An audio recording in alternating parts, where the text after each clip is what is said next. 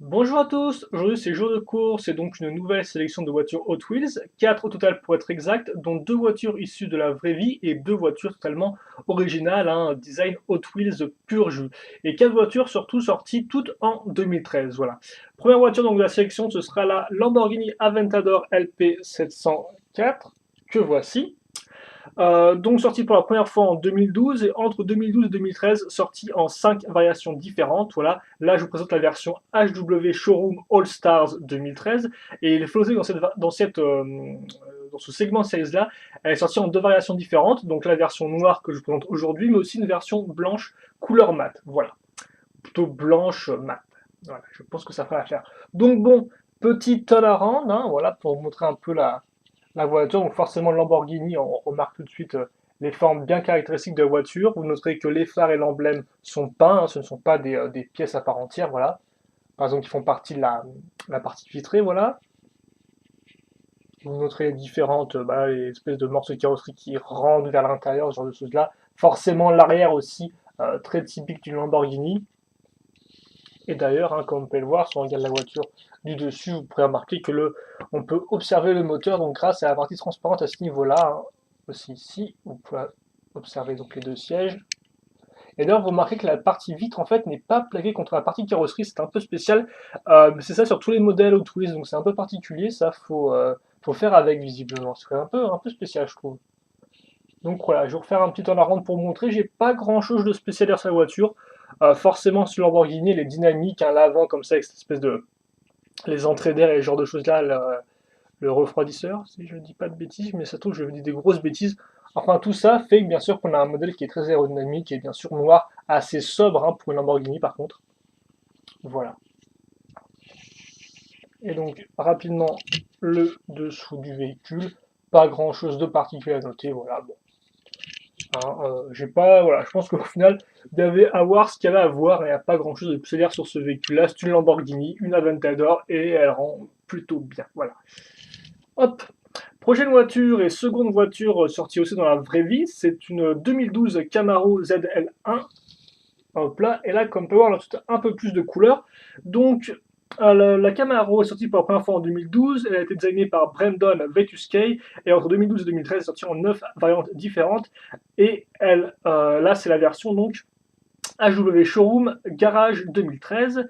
Et dans ce segment series-là, elle est sortie en 3 variations différentes. Donc celle-ci, mais aussi une version avec des idem avec des roues rouges transparentes et aussi une version non peinte, voilà, carrosserie non peinte. Donc voilà, trois versions au total.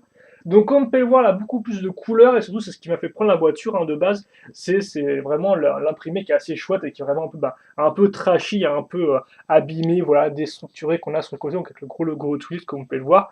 Vous remarquez aussi les roues de couleur rouge, ce qui est plutôt cool ça je trouve.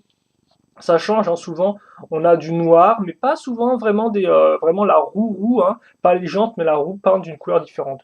Je me souviens avoir souvent des roues un peu des fois transparentes, mais pas d'une couleur basique comme ça, c'est une couleur primaire. Donc pour l'avant, très là aussi, très Camaro, très muscle car, forcément avec la partie du moteur, enfin la partie du capot qui remonte, ou la partie un peu en V à l'avant, comme ceci, voilà. Bon, l'imprimé sur l'autre côté est un peu plus craignos, donc forcément on le voit pas trop quand on a la boîte, voilà, enfin le packaging. Donc vous noterez la petite tête de mort, les petits éclairs, ce sont des motifs qu'on retrouve. Bon, par contre, l'arrière n'est pas du tout peint, ça vous le noterez. Autre chose d'ailleurs qui est peint, c'est les vitres, elles ne sont pas transparentes, elles sont entièrement noires. Et ça, je pense que ça va se voir quand on va regarder en haut, voilà. Donc vitre totalement noire, et là vous pourrez aussi admirer donc, les autres imprimés, comme par exemple Team Hot Wheels, l'équipe rouge avec la tête de mort enflammée qui va bien, hein, voilà. Donc très chaud imprimé là-dessus, et idem sur le capot, hein, plein de petites têtes de mort, mais aussi les éclairs sur les côtés. Donc plus bien sûr l'aspect un peu tache de peinture, tache de sang, voilà, donc un peu éclaboussure, ce genre de choses là, voilà. Et donc vous pourrez noter que voilà, on a une fois de plus une très grosse portière pour une vitre assez petite, voilà, sur les côtés. Donc on va faire un deuxième petit turnaround, hein, quitte à faire, et puis je pense qu'on aura fait le tour. Vous marquez la petite pointe là au-dessus qui monte. Pour le reste, une deux portes, une muscle car assez haute, assez, on va dire, voilà, c'est assez musclé quoi. Voilà, donc le dessous, et là, on va remarquer que les roues ressortent bien, vu que forcément là elles font un peu bah, elles s'incrustent en fait, hein, les roues rouges et noires, elles s'incrustent avec la couleur. Donc franchement là, une très bonne couleur j'ai trouvé. Voilà, allez. Troisième modèle, la Bone Shaker, hop là. Donc sorti pour la première fois en 2006, designé par Larry Wood et sorti entre 2006 et 2013 en plus de 40 variantes différentes. Donc comme vous pouvez le voir, en 7 ans, ils n'ont pas chômé, hein. C'est vraiment une voiture qui est, euh, j'ai dit en 7 ans. Oui, c'est en 7 ans. C'est une voiture qui est très appréciée des fans, donc bah, ils ont sorti le paquet niveau variation, voilà. Et donc ça, c'est la version HW Showroom American Turbo 2013. Et il faut noter qu'une nouvelle fois, elle sortira en deux variations différentes au sein de ce segment de série. Donc cette version-là, mais aussi une version Spectra Flame Rose. Donc Spectra Flame, c'est une espèce de couleur un peu argentée, un peu spéciale, quoi. Et avec un sticker Treasure Hunt dessus. Voilà, donc il faut le noter. Donc voilà, le sticker plutôt, l'imprimé change effectivement sur la seconde variation. Donc comme vous pouvez le voir, bah, couleur rose un peu, un peu flashy, un rose clair. Donc la Bone Shaker, bien sûr, une espèce de hot rod, comme vous pouvez le voir, hein, une espèce même de rat rod, c'est ça comme ça, vu qu'effectivement on a les pochapements qui partent un peu comme des moustaches de rat, voilà. D'ailleurs, vous noterez l'imprimé assez chouette, un Bone Shaker avec la tête de mort et deux espèces de lames sur les côtés. L'aspect un peu destroy aussi de la peinture sur le côté. Et donc forcément la Bone Shaker, hein, la tête de mort à l'avant, en chromé, voilà. Donc caractéristique du véhicule, tout comme les petits pots d'échappement qui remontent, qui dépassent sur le moteur, comme vous pouvez le voir, enfin qui, oui, qui sortent du moteur, enfin qui sortent de l'avant du véhicule plutôt. L'arrière, hop là, là encore avec le chromé. Donc le chromé et le rose, comme ça, rose très clair, rentrent très bien. Je trouve rose métallisé. Et au-dessus, donc ça nous permet de voir qu'en fait la cabine est ouverte, donc il y a deux sièges. Et aussi l'arrière, donc on a des parties un peu mécaniques, hein, peut-être un réservoir à essence ou du nitro, je ne sais pas trop ce que c'est, mais voilà, en tout cas, c'est là, c'est à ce niveau-là.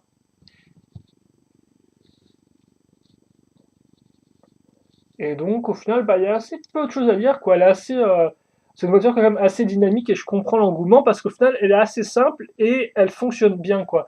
La petite tête de mort qui rend bien en moule à l'avant, voilà. Là, vous avez des couleurs que moi j'aime assez bien. Bon, elles sont rigolotes, elles sont pas super sérieuses entre guillemets, mais au moins elles sont bien flashy, quoi. Voilà.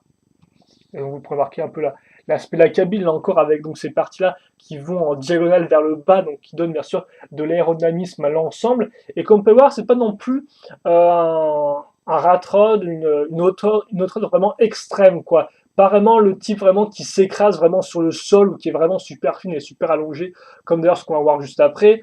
Donc ça fait qu'au final, elle a un design plutôt basique, mais qui fonctionne bien, voilà, j'ai envie de dire. Et donc, ce qui fait qu'elle peut être assez emblématique. Et surtout, voilà, l'espèce de tête de mort à l'avant, c'est vraiment très particulier et c'est assez chouette. Voilà. Donc, je pense qu'on a fait le tour avec la Bone Shaker. Donc, vite fait, le dessous, même s'il n'y a pas grand chose, donc forcément, moins il y a d'espace, moins il y a de détails, j'ai envie de dire ça comme ça. Voilà. Et on va passer maintenant à la quatrième et dernière voiture de cette sélection. C'est hop, la Surf Crate. Voilà, Surf Crate. Sorti pour la première fois en 2000, designé par Greg Paddington, et entre 2000 et 2013, sorti en 27 variantes différentes. Donc là, je vous montre la version HW Showroom American Turbo 2013, donc même segment de série que la Bone Shaker. Mais contrairement à la Bone Shaker, elle est sortie qu'en une seule variation 2013, donc celle-ci, donc là encore une version rose, mais un rose un peu plus foncé. Donc la Bone Shaker, eh bien, on l'a déjà, enfin, excusez-moi, la Surf Crate, on l'a déjà vu ensemble, hein, voilà. Pour ceux qui ne la connaîtraient pas, eh bien, c'est à nouveau vraiment une rat rod, donc une auto vraiment qui va vers l'avant avec donc l'espèce de les grands pots d'échappement qui remontent sur les côtés, voilà. Mais pas que, parce que comme on peut le voir, à la fin, on a vraiment des toutes petites roues, et surtout à nouveau une partie métallique qui continue à l'avant, qui va presque toucher le sol, quoi. Donc ce qui rajoute, on va dire, vraiment une longueur au véhicule, quoi. Parce que là, comme on peut le voir, on a la carrosserie s'arrête là, puis ensuite on a le moteur qui fait tout ça, puis ensuite les cieux pour les roues, puis ensuite à nouveau une partie qui va vers l'avant. Donc c'est vraiment un véhicule qui est plutôt en longueur et surtout tout en pointe, hein, vu comme on peut voir, on peut mettre le véhicule au final dans un triangle, hein, hop, hop, enfin même hop, hop, comme ça, voilà, donc c'est vraiment un véhicule qui est très bas, voilà. Et donc là, comme on peut voir, Surf Crate, hein, on a effectivement un surf qui dépasse à l'arrière, et moi c'est un véhicule que j'apprécie tout particulièrement, donc bien sûr qu'on peut le remarquer aussi, en plus de la couleur rose, on a aussi sur les côtés donc un effet bois, hein, qui rappellera bien sûr tous les, apparemment, oui, l'espèce de véhicules de surfeurs, les vannes de l'époque, ouais, des années 80, enfin même 70-80, où effectivement ils étaient dans leur combi, dans leur van, avec leur planche de surf qui dépassait à l'arrière, et bien sûr les côtés du véhicule étaient faits en faux bois, quoi, enfin une espèce de texture plaqué bois, voilà. Donc bah voilà, forcément pour reprendre un peu cet aspect-là. Et donc moi là c'est un véhicule que j'apprécie beaucoup parce que j'aime bien son aspect dynamique et vraiment allongé et rentre dedans. Et rentre très dynamique avec la planche de surf en plus qui est encore un peu plus continue vers l'arrière quoi, hein. C'est pas comme si la carrosserie s'arrêtait juste là, non là ça continue encore vers l'arrière. Donc on a vraiment cet aspect, vraiment une espèce de une longue ligne entre guillemets. J'essaie de faire un truc et je n'y arrive pas, voilà. Donc voilà. Pour la Surfcray, donc moi c'est un véhicule que j'apprécie tout particulièrement. Il n'y a pas grand chose à dire sur le dessus. Bon, par contre, je sais pas trop comment ils font pour rentrer dans la voiture, mais visiblement les portières sont bloquées par des gros pots d'échappement, mais voilà. Et donc l'arrière. Et donc voilà, donc bah écoutez, on va faire maintenant une petite, je pense, petit bilan, vu qu'effectivement c'était tous les véhicules que j'avais à vous présenter dans dans cette vidéo, hein, tout simplement. Donc un petit récap, la Lamborghini Aventador LP704.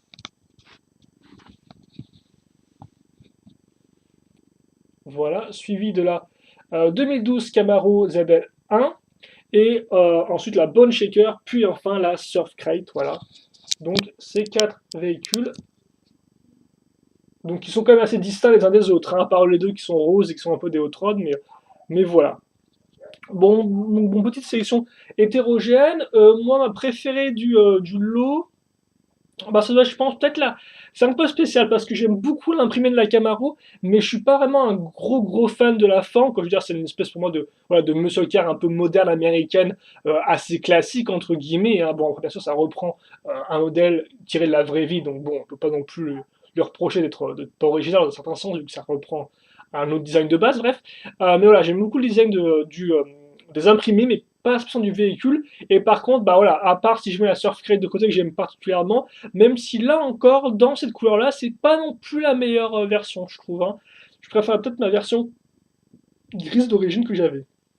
Donc oui, bah, c'est peut-être la bonne shaker pour la forme, je trouve, voilà. Peut-être la bonne shaker, et donc la Camaro pour l'imprimer qui est vraiment assez grandiose, voilà, qui me rappelle déjà, qui me rappelle l'imprimé de la Dodge Challenger Drift Car qu'on avait vu dans la sélection 28, si je ne dis pas de bêtises. Et bien sûr, la Lamborghini aussi qui a une très jolie forme, hein, ça, très dynamique et très, bah, beaucoup plus européenne tout de suite, voilà. Donc bon, on va se quitter là-dessus. Si vous avez des questions ou commentaires, n'hésitez pas à me les poser. Je vous rappelle aussi que vous trouverez dans la description de la vidéo des liens vous menant vers South Texas Diecast et vers le Hot Wheels Wiki, donc pour avoir plus d'images des différentes variations des véhicules présentés dans cette vidéo. Voilà. Et donc, bah, ceci étant dit, j'espère que vous appréciez la vidéo. Et nous, on se retrouve donc plus tard pour une nouvelle sélection de voitures. Allez, à plus.